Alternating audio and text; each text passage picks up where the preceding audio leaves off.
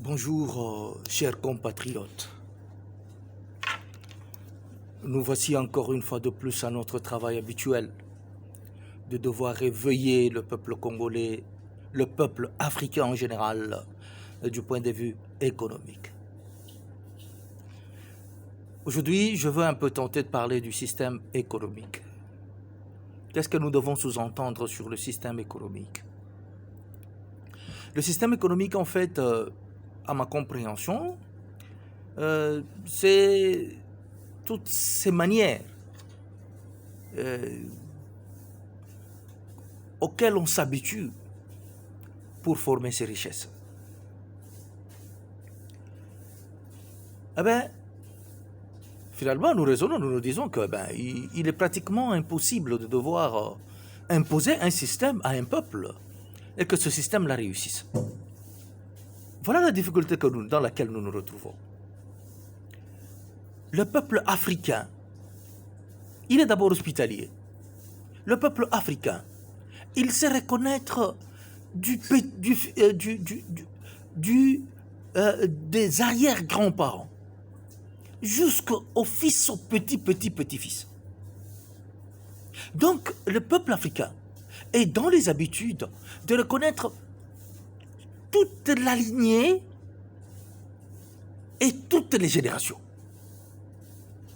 Ça, ce sont nos habitudes. L'hospitalité, ce sont nos habitudes.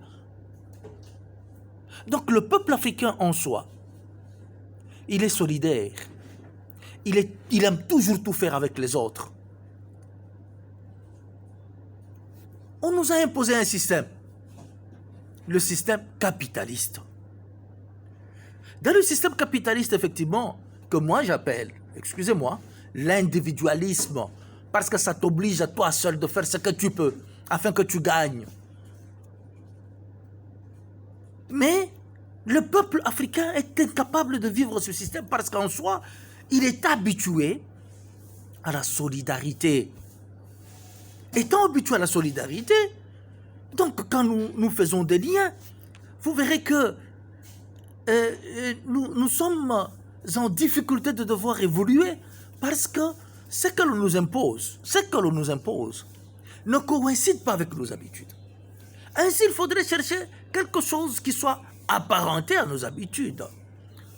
C'est ainsi que vous verrez facilement les gens adhérer à des ristournes.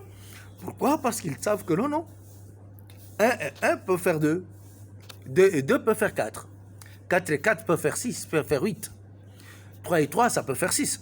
Voyez-vous? Donc, ils savent que quand nous nous mettons ensemble, nous devenons une force. L'union fait la force. C'est une réalité.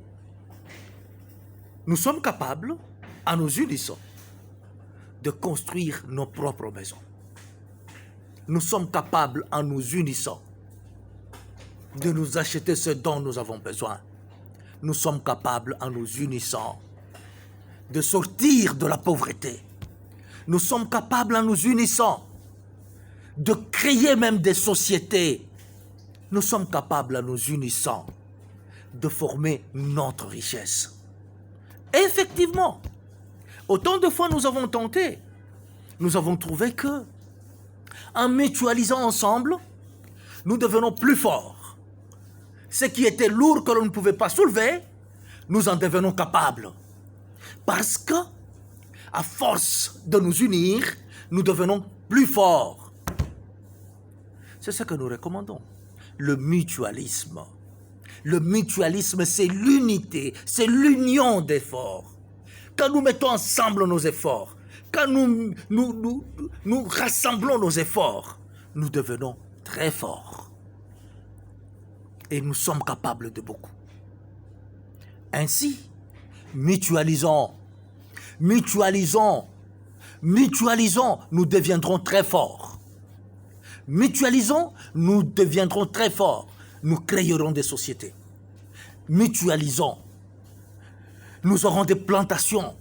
Mutualisons, nous formerons nos richesses. Même l'Afrique qui est en train de peiner, c'est parce que l'Afrique ne veut pas se mutualiser.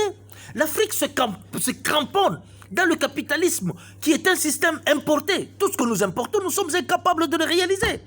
Et pourquoi devons-nous importer un système? Pourquoi ne sommes-nous pas capables de créer notre propre système? Le panafricanisme lui-même, il parle de la solidarité, de l'unité de toute l'Afrique. L'unité économique, l'unité culturelle, l'unité politique.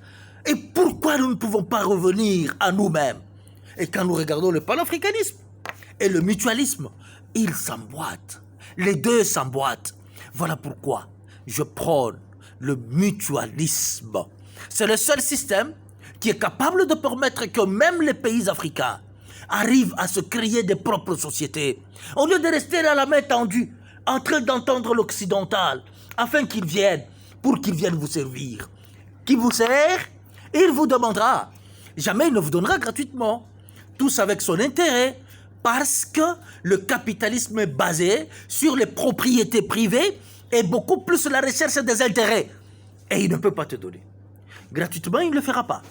Ainsi, par toi-même, tu es capable. Africain, Africain, Africain, mutualise. Tu vas arriver. Mutualise.